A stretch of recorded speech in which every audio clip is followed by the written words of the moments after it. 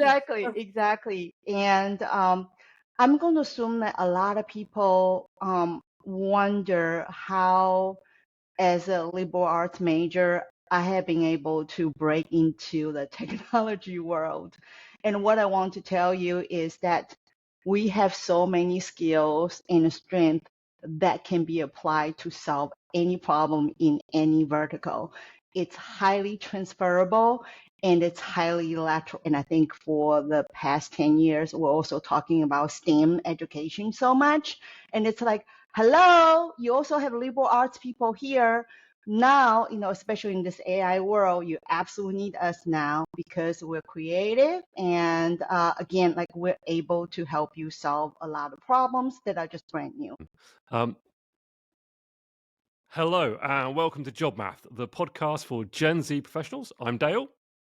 And I'm Lisa. This podcast is for you if you want to unleash your potential and get the career that you want. Today, we are lifting the lid on careers in consulting and big tech with someone who has worked at both McKinsey & Company and Google.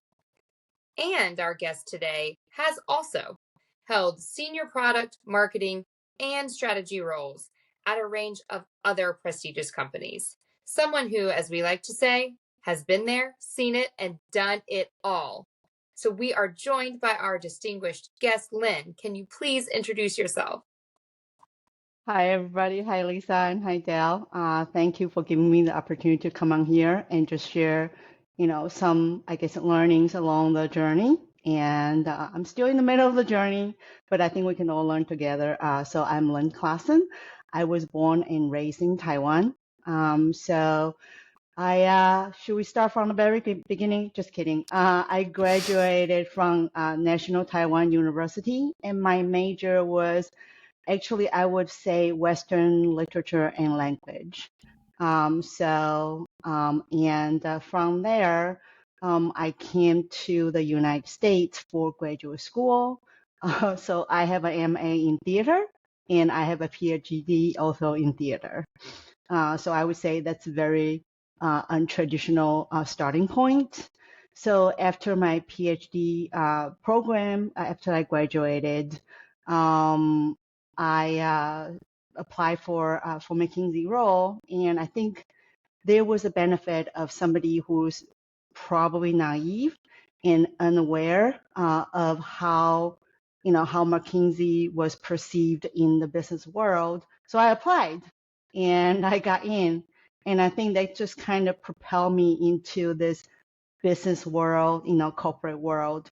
And I would say, if I want to just quickly summarize what I have been doing my whole career, I really think that it's the to bring everybody in to march in the same direction and solving the right problem. So. That's fantastic intro, Lynn. Thank you. And thank you. I think we also mentioned a little bit about big tech, and we know that you, after your experience in McKinsey, which we'll maybe dig into a little bit more deeply in a second, went on to move to Google. So I think in popular imagination, quite different organizations. Right. Are we wrong? Fill us in. How was that different? Tell us about your role and the work you did at both places. Right. And I think it's hard to think that Google, I believe they just celebrated their 25th anniversary last year. So Google is actually a Gen Z. It's about the same age as many of our listeners, yeah. Exactly. So when I joined, I believe, I actually can't quite remember, was it like 2011 or, and at that time, it was relatively small compared to its eventual size, that we're looking at right now. So the Google that I believe I grew up in was a little bit different from, this behemoth. So I joined Google from the acquisition of ITS software. And I think for a lot of folks that search your flights on Google, I think a lot of people just love Google Flight Search. ITS software is the foundation of that search engine. So Google acquired it, and it was, I would say, it's an acquire strategy also. So probably half of the company, joined Google through that acquisition. And so for the 7 years I was there, I continued to work on the travel product. So in addition to Google Flight Search, I have also worked on Google Hotels Search and Google Hotel Ads. Cool. And so you mentioned the acqui-hire. For maybe listeners who aren't familiar with that term, maybe explain how that works and how maybe big tech companies approach that. Yes, I think Google, the leadership team had appreciated that if we want everybody to be able to come to Google and do search, search for all the information in the world under the sun, flight search was actually, I would say, up and coming.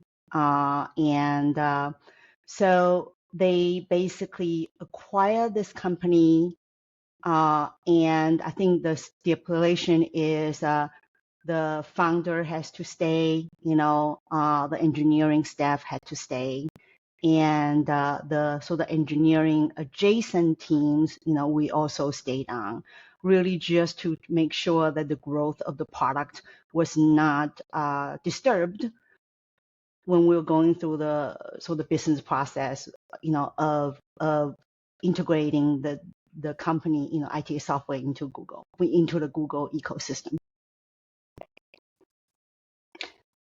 Is that help? Is that helpful? Great. No, I think that really explains it. And I think maybe just to add a little bit that typically when those companies get acquired, there's the term of the golden handcuffs. So like you say, the founder and maybe key members of the team are incentivized to stay on for a certain amount of time and have certain goals, and there's a financial incentive for them at the end of that. So, if you might find yourself working at a startup and then suddenly get acquired by a big tech company, and that's a well-trodden path now. And so, what were the biggest differences you saw between life at McKinsey then to life at Google, and what I would say what might people like about one versus the other, or vice versa? Right, just work-life balance. Right. So I would say for Gen Z, if you are young and you are unencumbered by relationships, let me just put it this way, and as women, I'm going to say, like, as a woman, I'm just going to say that the fact that you don't have children yet, consulting company will actually be a great way for you to get involved in all sorts of verticals, problems, and it's actually a very quick way to find out what you like and what you don't like, what you're good at it, and even if you're not good at something, how quickly you can learn, you can pick up those skills. I remember when I was at McKinsey, there's a role called business analysts. So what they do is they really recruit the undergraduates, right? And at that time, I had a 3-year-old. And I was so jealous of all the business analysts because I believe they have the best time in the world. Like they really have the best time in their life, meaning that it's how should I say? It's a risk-free adventure in a sense, and you really work with the senior leadership and see how the sausage gets made, right? You also get to work with really, really smart people and really just hone that problem-solving skill. And I started by asking, start with the ability to find out what the right question is. And again, I think that has been a through thread in my life is I have always been able to find that one person, no matter where I go, who's just very good at that is the wrong question. This is the right question to ask. And I think a lot of time it's also helpful for your personal life and your personal challenges to be able to take a step back. I think probably a lot of people are talking about first principle thinking, and that's really you keep on asking why, you keep on dig into it. and to be able to almost it becomes your second nature to be able to delve into something and grasp that right problem or that right question to ask and the right problem to solve. I love two things you brought up there. One, I think, well, both of them relate to our work and our life and the interchangeability, right? So I think part is Right. that very real Gen Z, where am I in my life stage? And that might change how I feel about certain roles, right? There are pros and cons to everything. But Right. two, I can learn these great skills at work in asking questions that also can help me make life decisions, right? So we really are interchangeable. We're one person showing up in multiple spaces, and it impacts both decisions we might make in terms of career, but our life. So I love that the interchangeability there. Right. And it's an accelerator program, right? To really quickly up level you, to be able to do all these things that when you're young, you just got out of college. We tend not to have that kind of life experience to force us to think that way. I do want to apologize to Dell. I feel like I only answered half the question. So basically, what are the differences? And I think Google, being it's a larger company, and on principle, they tend to be, I guess the intention is that they want to be nice and kind to the people they hire. So they offer a lot of amenities that I would say if you are a person, I guess probably like if you're the millennials age, these companies would be great when you start thinking about, having families.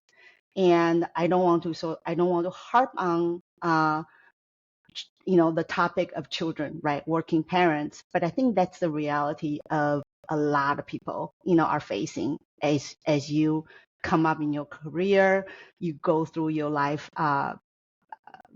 stages, right? And those companies tend to have great benefits. I'll be honest with you.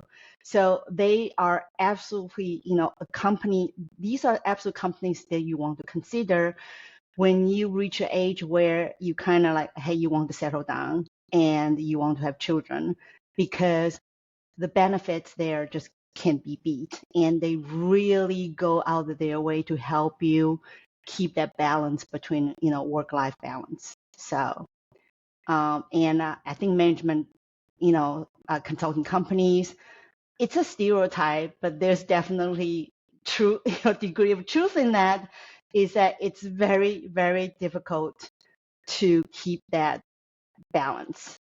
So give you an example. Before my eldest reached 3 years old, for a year, I was traveling Monday through Thursday to Boise, Idaho from Chicago. Um, and I saw him, actually, I don't even get to see him on Thursday night because he'd been back when I came home, but I would see him on the weekend.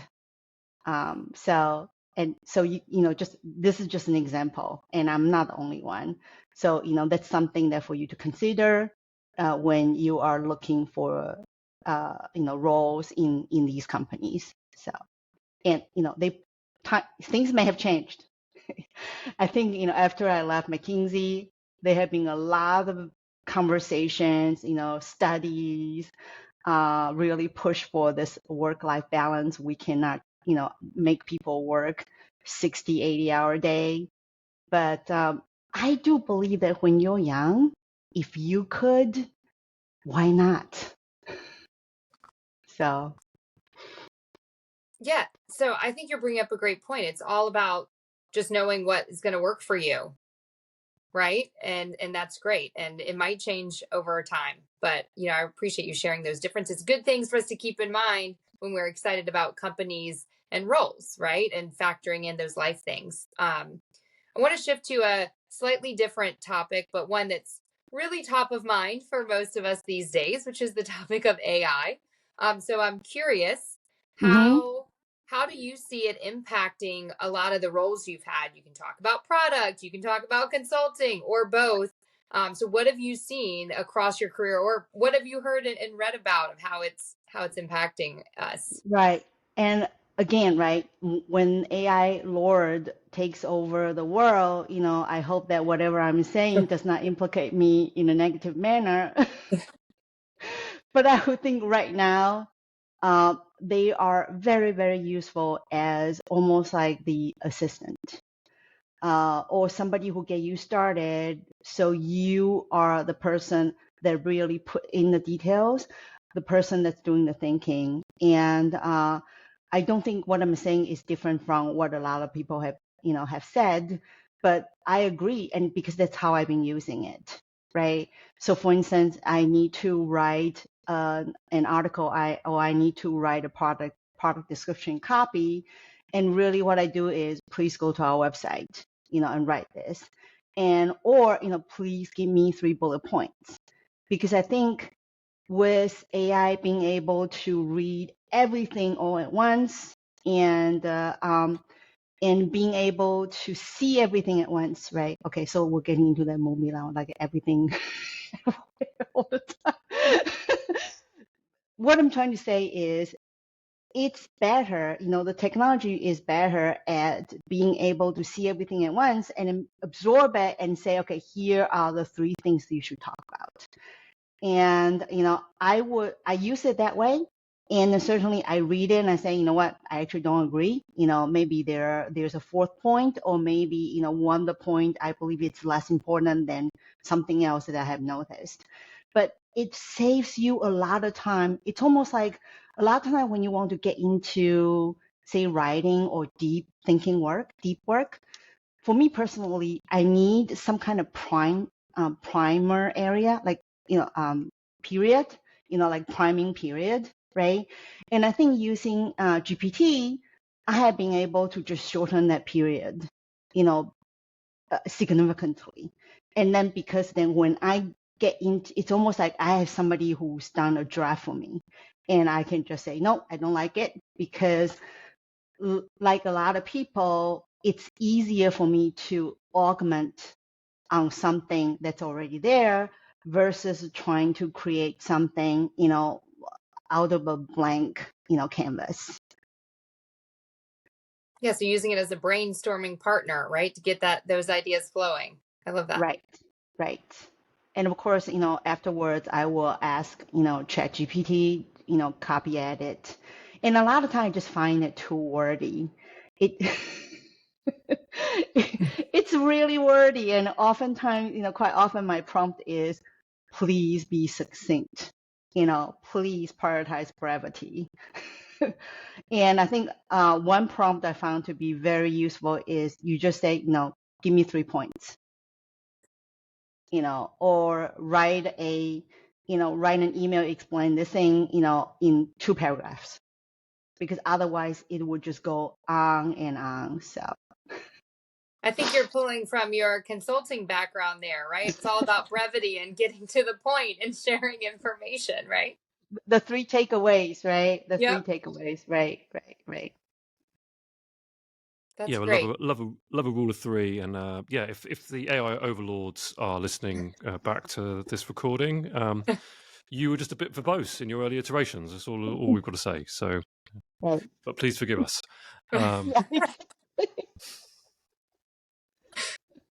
We're promoting them at the same time, so they have to be grateful, right? We're I just know. elevating. That's all we're doing here.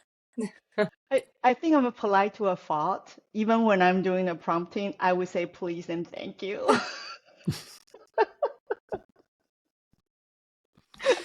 Funny. Always good to be respectful, even of our technology, right? Exactly. Yeah. And you never know who's going to get promoted above you, right? And even when it's AI.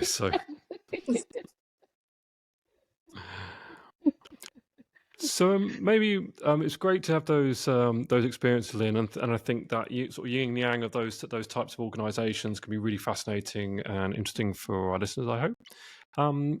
Maybe moving along, you've had leadership positions and hired people into teams and built teams.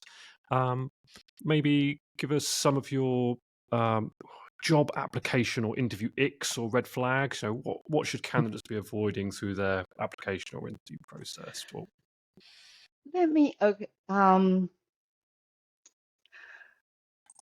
I think, and please don't judge me on this, when I see a resume that's formatted too much, that's not simple, just like, some resume you see, they have this like on one side, and then I don't know, I feel like instinctively I just get a bad feeling about it. And I know that's not fair. I do try to just like read the content, but I feel like the first impression is already made. So I guess my advice to anybody, so they're looking for a different role, the resume, it has to be like, there needs to be a spacing so it's easier for people to read. And make sure that, if you use bullets, they all have bullets. They all have bullet points. And probably because of my product marketing background, I kind of would pick on people when they're writing their sentences. So for instance, all your sentences need to start with a verb, or all your sentences need to start with it's a complete sentence, right? And I would pick on that, especially because when I'm looking for somebody, let's say I'm hiring a product marketing manager, because my take is that if for your own resume you are not paying attention to these things, I immediately question your ability to be able to watch out for details, such as this. And perhaps, of course, somebody that's hiring an engineer, I'm going to bet that they focus on very, very different things, right? But so far, the roles I have been hiring are product marketing managers and, product manager.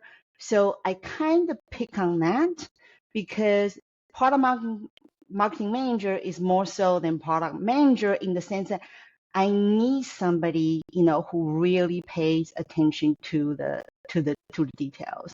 And so that's almost my first pass. In terms of red flag, I haven't personally encountered any red flag. I would say obviously, people spend a lot of time writing their resume. You always present your best. You always present your best self, in the resume. And I guess what I would try to do is to read between the lines. So is it okay if I tell you the opposite side of red flag? I guess we call them beige flag now. Yeah, that was our next question. We'd love to hear the shoulds, but also I want to point out our resume template that we recommend does exactly what you said. So keep it simple and just focus on information with those verbs. So love that you said that. Once again, another week, and we've got very smug faces on this side of the interview. So thanks, Lin. Yeah, and we want to hear all of your shoulds. Yes, please share those with us. Right, and just one more thing about the red flag, right? And again, I hope that this doesn't make people hate me for saying things like this. I think it's a trick, but I'm not sure. I feel like I need to validate with recruiting managers out there. So if your company uses a certain typeface, I'm going to assume that after you work with it so long, you're used to seeing it, right? So I wonder whether if you can find what the typeface this company you're applying for uses, by using that typeface, whether it just makes the recruiter or the hiring manager, because when they read their thing, all of a sudden, the mental load is just lessened because they don't have to adjust to that because it's visual, it's something new that they have to adjust to. So I was thinking about this the other day, because I was sending in an application to Microsoft. And originally I was using Arial font. And so I was wondering, like, if I change it to Calibri, because that's a Microsoft font, whether it will make any difference. So. Well, we would love to hear from people if they share the Jedi mind trick, if they can validate the theory or not. But I've not heard that one before, Lynn. So that's a new one on me. So I know, I love that. All about showing you've done your research, right? I feel like that has to help in some way, right? Like I'm in the culture. I know what you like here. So I love that tip. So anyway, Dale, you mentioned the hypothesis, right? Exactly. I think, part of what we learn through all these jobs we take on is also about how to make hypothesis. But now, the next step is how to find out ways to validate it. So I guess I need to go interview all the recruiters to find out whether my silly idea has any leg. Okay, sorry. So the beige flag. I think personally, I appreciate the resume that helps make the connection between this experience that you're talking about in this experience or the skill that you have, how it matches the role that you're applying for, or how it matches just based on the job description, right? Because the job description will always say these are the things that you will come in, we expect you to do. And I think in the resume, if you are able to make that connection, because as a hiring manager, when we have to, and we always have to just glance through, because we have to do a very quick, filtering, because otherwise sometimes there are just too many resumes. And I think when you're able to do that, one, it makes me feel that you took time, you cared. And the other one is, again, it just helped lessen my mental load. So I'm all about that. Yeah, that's what you want to hire somebody for as a hiring manager, right? To help you. So you are doing many other parts of your job in addition to trying to hire. So I think that's a great point. Let's make the job easier for somebody as well, because hiring managers, again, are not only recruiting, right? You're also doing the core function of your job at the same time. Right. And I do want to say, though, please don't overdo it, because I have also seen resume where, okay, am I allowed to say this? Because I feel like they're trying too hard. And I know like a lot of people that are looking for a job, it's like, okay, what do you want me to do? If I do this, you don't like it. If I don't do this, you don't like it either. And I think probably just read the resume, really read the resume. I did find sometimes I wonder whether people have actually read it, have they proofread it, right? Read it out loud. Put yourself, in the shoe of somebody else that's listening to this. Does it make any sense, or are you overstating it? Because all I need is that hook, just to help me understand where you're coming from, and if you do join the team, how I'm going to be able to leverage your past experience and skill, into doing what we need you to do in your new role, right? But I don't need a bombastic biography, in the resume. So 2 pages. As a hiring manager, I don't think I can read more than 2 pages. I love that you're sharing all these real insights. So thank you for your honesty, because this is what our listeners need to know, right? Hiring managers are busy. They want to know that you can do the job, that you put in effort, and that you looked at the materials before you submitted it, which is why we have a template, right, to help them in that process. Yeah. So may I ask how many pages? Oh, sorry, Lisa. Yeah, ours is 2, right? Okay, good. We tend to go between 1 and 2 based on years of experience. Yeah. Great. So I didn't offend. That's I right. didn't offend No, you. you said all the right things. It's like we planted it, but we didn't. So it's great. The $100 check is in the mail, Lynn. Don't worry. Okay, thank you. I look forward to it. All right, now we've got some quick fire questions, and because you've been giving such fabulous advice, I want to ask you, what is the worst advice you have ever received? Okay, so if you may allow me. So I think there has been a lot of talk about bring your authentic self to work. I'm a little bit ambivalent about that.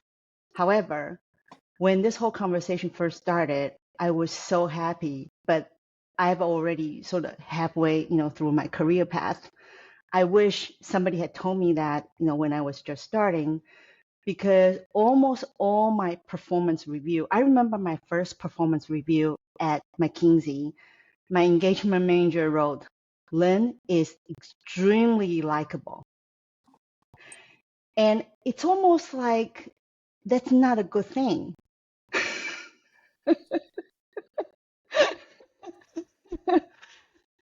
I think it's this feeling that you have to be somebody that people have to be afraid of you, so they will listen to you, or you have to inspire fear in people, or you need to have this commanding presence, so you will be able to lead. And I absolutely disagree with that. So the worst advice I had, and this was one of the Google peer review results, I would like to see Lin make somebody cry. Again, I think this goes into, I am just from other people's perspective. I'm not saying that myself. She's too nice. She's very easy to work with. She's a team player. She collaborates. She's able to bring everybody together to solve the problem, right? And for somehow that kindness and generosity is seen as a weakness. And I hope with this new generation, we can do away with that nonsense. Because if I have to become a different person, like a mean person, in order to be successful in my career, I don't want that.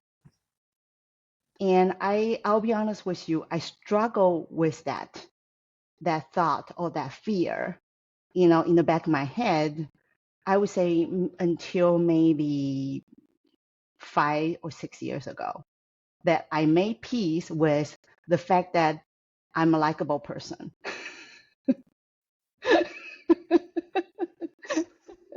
And there's nothing wrong with it, because when I'm in a meeting, I can still debate with people with respect, right? And I still get things done. And I believe people still listen to me, obviously, if whatever I'm saying is worth listening to. I want the new generation to just not listen to any of those things. That's such a great story, a powerful story. Thanks for sharing. It's reminding me of the renewed interest in psychological safety, which actually largely the renewed interest came out of a Google study, their project Right. Aristotle. But I do think at the core of that, we should have trust to be ourselves. And we still, to your point, have disagreements and voice our opinions, but we still respect each other. So I also am hopeful that we're coming around to the fact that, we have different personalities, but when we're all meeting our business objectives, we are who we are. Right. I'm hopeful that's a positive trend as well. Right. And may I share probably one of the best advice that I received? Okay. Yes, please. So this is advice for people who walked into probably a larger corporation, and I'm going to assume that most of us don't have the good luck of sort of joining a company that have been around for a while, and for whatever reason, the company is smoothly run. Okay. I think most of the organizations I have worked with, teams I have worked with, or when I talk to people, right, there are always these kind of business complexities, within the company. Quite often is that roles and responsibilities are not very clear. And I believe the reason why is because in the modern workplace, we are constantly solving new problems. So when there are new problems showing up, obviously it's like this is something that nobody in the company has ever seen before. So I think it's logical that for a while the business need to take some time to figure out whose job it is to own this problem, like who, which function or which team or which person owns this problem. So quite often we will step into, oh my goodness, like this is a little bit chaotic, than what I expect, right? But I think that's if you expect that, if you just expect that, be prepared. When you join, you will be less lost, right? So this advice that somebody gave me, and I just think it is so useful. For me, if I see a problem, I have to solve it. I cannot let a good problem pass. Okay. I also care about everything. I care about this person is not happy. I care about this process doesn't make any sense. I care about this client feedback is being ignored, right? But you are hired into the company to do your job. And I'm going to assume that there's a scope for it.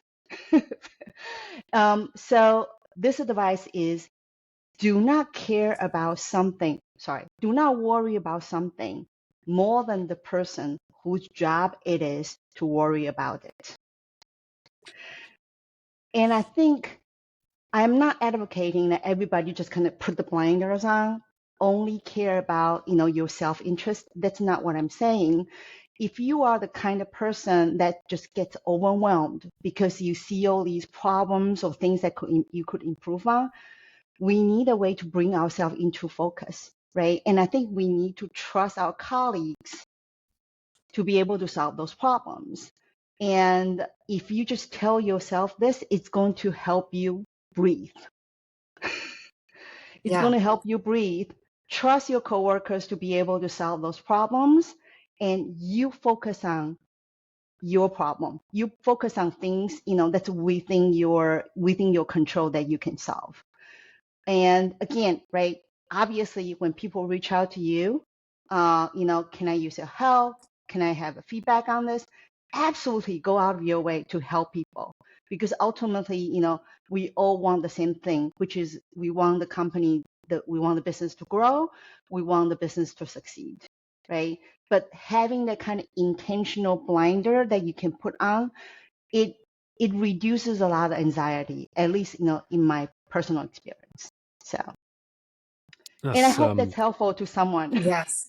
Yeah, that's great advice. And I think you've started to answer this, but our next question was going to be around how are you balancing, or what advice can you give about balancing work and other things in your life? So the classic work-life balance, like what advice do you give for maybe for Gen Z people that are starting to come up against some of that stress or overwhelming feelings at work? Right. So Gen Z is a lot, obviously a lot younger. I'm just going to assume that this generation, we're not concerned about the childcare issue yet, so I won't talk about that. But, if anybody wants to talk about that, I have a lot of advice because I've been through that. I think that it's really intention, again, especially when you're so young, right? It is so easy to just dive into the problem. I'm going to solve this thing. I was talking to somebody who's an excellent, machine learning ops person, engineer. And I think what happened is he's solving the problem and he would just be, coding, 10 hours, 12 hours a day, right? Because it's interesting, it excites him. And I think, for a lot of the young folks, just need to be intention that perhaps you could give yourself a schedule, right? Maybe saying it is okay for me to work like this because, hey, like I have passion about this thing. It's actually fun. So working long hours is not, it's not a drag, right? So, but perhaps you just need to carve out time, to make sure that you keep your relationship with your loved ones, with your family, with your friends, because all those people are going to help you throughout your journey. They're going to be there with you, and but you need to nurture them. So I think That's great. that's my advice. I love your holistic approach in all of your answers. You're just holistic here. You're giving us life advice, career advice. We're getting everything with this conversation. It's great. I hope my kids are listening to this. Right. So. Right. Yeah.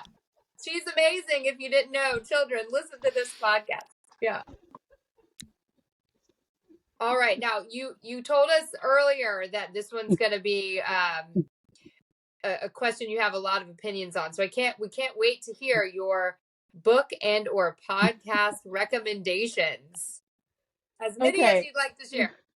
Okay. So just in terms of product management, the 3 books I always recommend, I feel like they're probably on every single product manager's bookshelf already, virtual or physical. So definitely Marty Cagan's Inspired. I think reading that book will make you fall in love with the role of being a product manager. Okay. But just be careful because, and again, I know that Mr. Cagan is going to disagree with me. I think it's very rare, the very few people who have the good luck to work on a team that's really that really allows you to work that way, to grow that way, to solve problems that way. But I still recommend that book, especially if you're considering whether product management is the right field for you to get in or not. Just in terms of technical skills, like tactics, because we want to be able to do things, right? I found Teresa Torres's Continuous Discovery Habits to be very useful. So that's one book I always recommend. And my favorite book to gift to anybody, not just product managers, but product marketing managers, marketers, salespeople, anybody, is April Dunford's Obviously Awesome, How to Nail Product Positioning so customers get it, buy it, and love it. And just read it because there are going to be so many aha moments and also, oh my God, I've been telling people this and nobody would ever listen to me. So I think you're going to get a lot of fun out of that. So these are books for, for roles, for your job roles. May I continue? Because I have. Of course, go for it. Yeah. Yeah. Exactly. I think. I'm guessing, Lisa, that you've not been broken into. The dog hasn't savaged, or the dog has by now savaged the burglars. Oh, right. Yeah. I tried to mute. It was my awkward finger. So it's either dog barking or getting my finger on the screen. What are you gonna do? Okay. So should we record this again, or are we okay with it? No, it's fine. I think. Okay, I think technology. Like you said, right? Like we want this to be real, so we have the dog. Like the dog is so excited when I got into, talking about Marty Cagan's Inspired. Like, yeah, yes. they were like, "How can we go get this book?" They were like, "Come on, we gotta buy it." Exactly. And I'm going to assume that a lot of people wonder how, as a liberal arts major, I have been able to break into the technology world. And what I want to tell you is that we have so many skills and strength that can be applied to solve any problem in any vertical. It's highly transferable and it's highly lateral. So I highly recommend this book by David Epstein. It's called Range. And I think the longer title is Why Generalists Triumph in a Specialized World. And so I think reading this book, one, is going to make you feel a lot more confident, especially we're talking about technology so much, right? And I think for the past 10 years, we're also talking about STEM education so much. And it's like, hello, you also have liberal arts people here. Now, especially in this AI world, you absolutely need us now because we're creative. And again, like we're able to help you solve a lot of problems that are just brand new. But anyway, in addition to the book, I highly recommend you go to YouTube and find this 1 hour conversation between David Epstein and Malcolm Gladwell. This was in 2019. And it is just a lovely conversation because David Epstein's book essentially debunked the myth of 10,000 hours that Malcolm Gladwell became famous for. So they kind of went from quote unquote enemies, not really, like became best friends. And apparently they run together now. So, well, this was before COVID. I'm not sure whether they're still doing that. But just listen to that conversation. I think it's a master class on how do you talk to somebody who have different opinions from yours, and how do you graciously change your mind when new information is provided to you. So That's amazing. Thanks. I'm excited to listen to that. Yeah. Thanks, Lynn. I'm conscious we're coming up to time and that we have to let you go, but I think fantastic recommendations at the end. I think some of our reading lists are overlapping, so I'm feeling really happy about that. But yeah, the YouTube piece will. Now I demand a check of $200 an hour. Oh, okay. Well, if when we I think the joke's been made before, but the Amazon affiliate link we can share some of the proceeds with you. So on that front. But Lynn, amazing insights. I feel like there's a whole nother podcast we could do about maybe that work-life balance and raising children with work. So if we've got listeners that want to hear that, get commenting, and we'll drag Lynn back in for that if she'll let us. But Lynn, yeah, fantastic interview today. Loads of great insight. Can't thank you enough, and thank you very much. Well, thank you both very much. Appreciate it. Appreciate your time. Well, another fascinating exchange with Lynn today. Yes. What were your biggest takeaways, Lisa? Really she just has an amazing holistic approach to, I feel like, her life and career. And you get the sense of being her authentic self has really been something she's always done. I really appreciated that. So that was one piece, just being an authentic person, showing up and knowing your strengths. I think she really knows her strengths and was talking about that at the end with that range in liberal arts majors, and has been able to craft an amazing career by doing the things that she's good at. Yeah, I think they're great points. I think one of the things also struck me was talking about that likability or that empathy. I think particularly in maybe consulting and tech companies, there's kind of this tech bro culture that's very sort of macho and bombastic and all of those things, and some of the things that Lynn mentioned, and knowing that you can be mild mannered and polite and friendly and likable and still have a really great career in these fantastic organizations and be successful and be well rewarded, all those sort of things. You don't have to be entering this sort of Wolf of Wall Street or cutthroat attitude to your professional life. Yeah, so go for what you want, right? When you know that that's the thing you want, that's what she did. And I think tactically, right, then utilize your resume and those things to your advantage. So know what you want, go for it, and make a plan for that process. That is awesome. I think we can wrap there, Lisa, unless you've got any closing thoughts. Again, we still haven't figured out, guys, what we should say at the end of the podcast. Again, if you've got suggestions for this, put them in the comments. We'll put a whole bunch of links to things, all the guides, all the books and references that Lynn's mentioned as well. And look forward to seeing you next time. Bye.